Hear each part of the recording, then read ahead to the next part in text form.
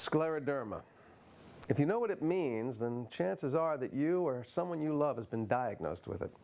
But if you've never heard of it, you're not alone. Despite the fact that over 300,000 Americans are coping with this deadly disorder, it remains among the most misunderstood, misdiagnosed, and underfunded of autoimmune diseases. Scleroderma is a hard word to say, and it's a difficult disease to understand. It's painful, uncomfortable, and debilitating. An overproduction of collagen stiffens your skin. It gets into your hands, which involuntarily close up. It gets into your lungs, you can't breathe. It gets into your heart, and your heart stops beating. I learned all of this firsthand when my sister Karen was diagnosed several years ago. I watched as her body weakened and changed so dramatically, yet her spirit remained so strong. At one point, it was difficult for her to even walk down a hallway, although she didn't necessarily look sick, which makes this very complicated disease even more difficult to understand. In her case, the disease is concentrated in her digestive system. Imagine the agony of always having to worry about eating, elimination, and getting enough nutrition. It can make daily life nearly unbearable, yet at the same time she was diagnosed, scleroderma was a relatively unknown disease. Many doctors were not even aware of its existence. Unfortunately, not much has changed since then, and there remains a lack of awareness of this disease even today. Early recognition of scleroderma can be difficult because the symptoms are so much like other autoimmune diseases.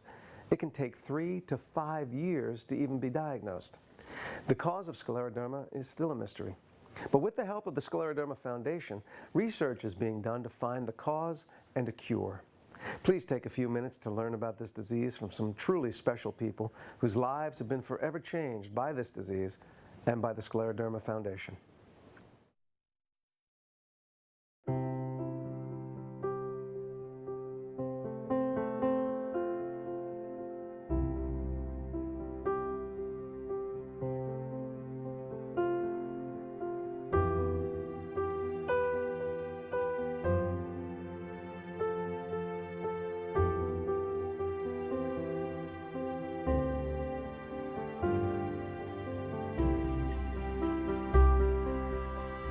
When scleroderma hit, all of a sudden I found myself having maybe 2 good hours a day. And everything takes me so long. I can't possibly do my job anymore. I can't work on a computer. As you can see, they don't move. And I can't grasp things. I can't cut anymore. Eating is very difficult. I lay in bed and cry sometimes at night and say, why? Especially when my kids were little and, you know, you're trying to bathe them.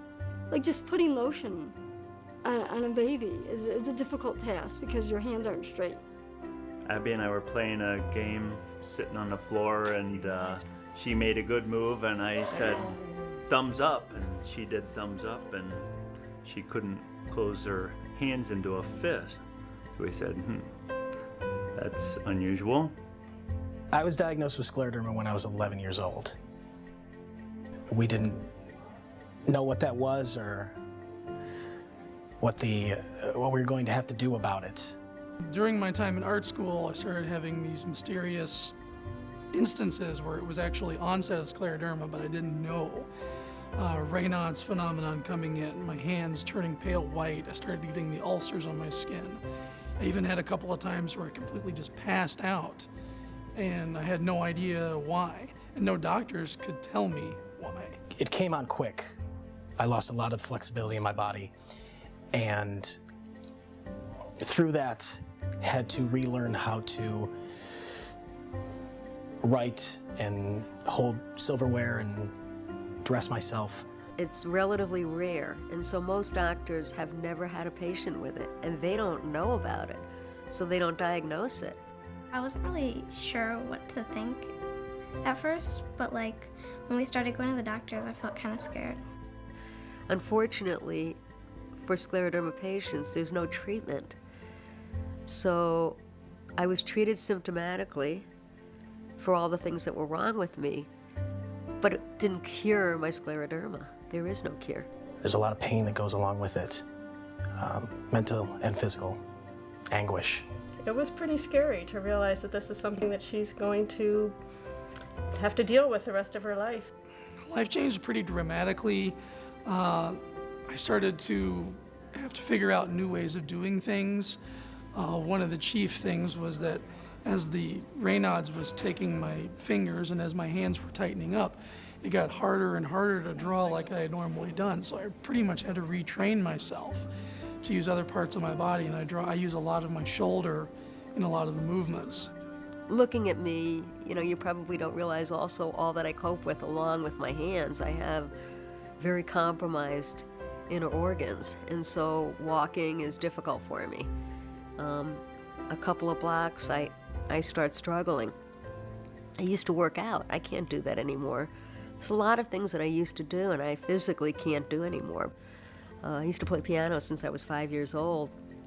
That hobby ended. Losing my career was a huge issue for me because that was really a large part of my identity. Scleroderma has taught me to find a lot of things in my house that I can't live without. I have little gadgets that open cans for you. If I'm driving and I'm thirsty, I can't just go in the gas station and get a bottle of pop or a bottle of water because I can't open it. Things in my cupboards, if I can't reach, I'll take the bread knife, the longest one, and I'll use it, grab hold of it. When I go into the store, if an item is on the top shelf, I probably can't buy it because I just can't reach up to get it. If an item is very large, I can't grasp it. I tend to grasp things with my wrists because that's the only place that I can actually hold on to something. Well, it's a pretty slippery slope because things drop very easily from your wrists. Well, then as I move on to the freezer section, now that's an ordeal. The freezer, because it's so cold, that's the first problem. My hands get very, very cold, and that compromises my circulation even further. Generally, things in a freezer are higher, and so I sometimes have to step inside the freezer on the bottom shelf and reach up as best I can to reach an item. So I try, but if I can't, or I think it's going to be too risky or dangerous, I have to ask somebody else. The one thing I would change with my scleroderma would be to have my hands back because you use your hands for everything, everyday life, driving, getting dressed, buttoning your shirt, everything. You take your hands for granted. Scleroderma is a tough thing, but it's the everyday that you've got to keep focused on. What you can do that day, and then going on to the next day. It really helps to have another physical person to be able to lean on as much as possible. Don't try to tackle this illness by yourself. It's not an isolated thing. And that's what the chapter is here for, to provide some sort of an outlet for patients to not have to tackle this alone. It's such a rare disease that you wouldn't know someone that has scleroderma. So you depend on the foundation to meet these other people, to talk about your issues, to talk about any solutions that people have found that work for them, to talk about their medical care, what's worked for them, what hasn't. And they'll say, hey, my friend's daughter was just diagnosed with scleroderma. And I say right away, give her my number, have her call me. There's definitely this sense that I have a limited amount of time. Obviously, it does, for the most part of people, shorten their lives. I want to try to do as much good for others who are going through similar circumstances as I can while I have the tools to do it. And, if every individual who has this disease were just to make that determination that they're going to help others around with it, it feeds your soul, it gives you a reason to keep on going, and it makes life a lot easier to live.